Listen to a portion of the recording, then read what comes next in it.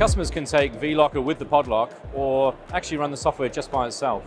VLOCkeR will install onto any form factor Android device. That's everything from standard PDA devices, large format warehousing units, and wearable devices from Zebra. When VLOCkeR is installed by itself, it's triggered by removal from the cradle. So if I was going to be using a wearable device, for example, I would come up to the wearable device and take it from the cradle. Once the device has been removed from the cradle, we automatically trigger a countdown. So I've now got 51 seconds left to authenticate myself to the device. And if I don't do that, it triggers an alert, an alarm on the device, and also a text or an email to shift supervisor. So I'll log on to the unit. So it's recognized me and it's authenticated me to the device. So I'm now safe to use this device for the whole shift. And the return process, much like the Podloc, is very, very simple. I come back to the cradle,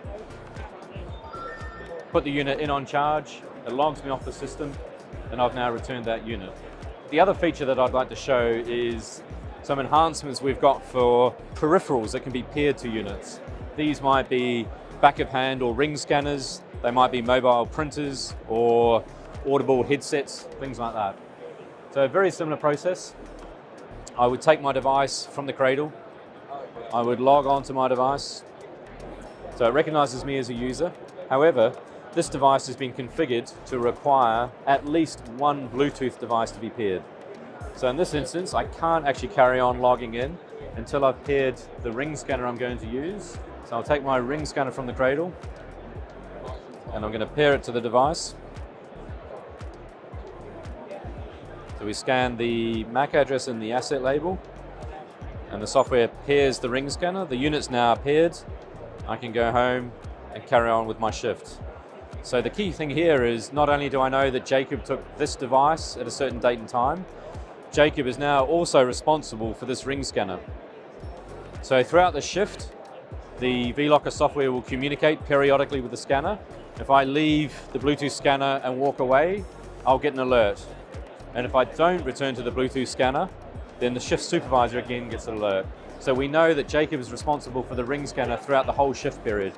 And the return process is very similar. If I come back and attempt to return my unit without returning the Bluetooth scanner, the system will not log me off. I'm forced to return the Bluetooth scanner before I can officially call my session closed.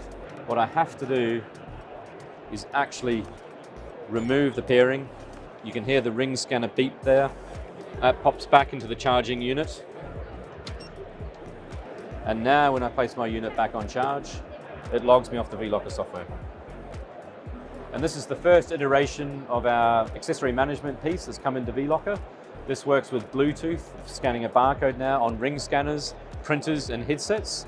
And then the next iteration, which is probably another 3 or 4 weeks away, will work in a very similar fashion, but it will leverage the NFC tag that's built into a lot of these peripherals.